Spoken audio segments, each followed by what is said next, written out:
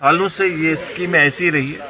अब हमारी कोशिश है कि इन पुरानी स्कीमों को हम रिवैलिडेट कर रहे हैं। हम लोग अक्सर नव तामीर करने की कोशिश करेंगे।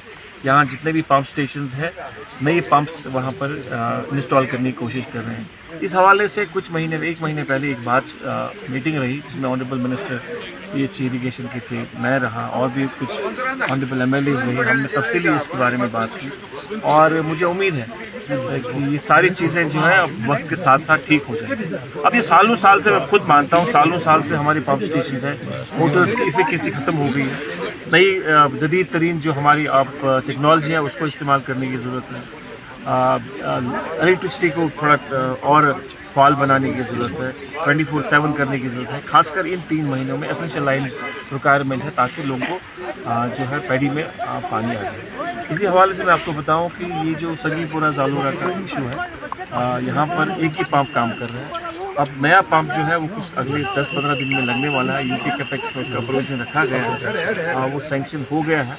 अब उसकी टेंडरिंग प्रोसेस बाकी है, शॉर्ट टेंडर करके वो इंस्टॉल करेंगे। इन द मीन टाइम हमने डिपार्टमेंट से कहा कि हम लोग पीडीटी के साथ टेकअप कर लेंगे ताकि ये 24 घंटे जो है इसकी जो लाइन रहे। एक तो वो हो गया। दूसरा, यहाँ लोगों का ये भी डिमांड है, अब जहाँ हम बैठे ये प्रॉपर्टी लैंड, जब यहाँ ये स्कीम बनी थी तब ये खुला था तो लोग आते जाते थे यहाँ। अब दिक्कत है चूँकि अब इसकी बाउंड्री बन गई, यहाँ पर लोगों को यहाँ आना मुश्किल हो रहा है, स्टाफ को आना मुश्किल हो रहा है। तो मैंने डिपार्टमेंट से कहा कि हम इस पंप स्टेशन को रीएलोकेट करेंगे।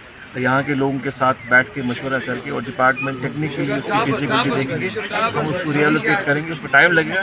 फिलहाल ये सीज़न तो हम इसी तरह निकालेंगे।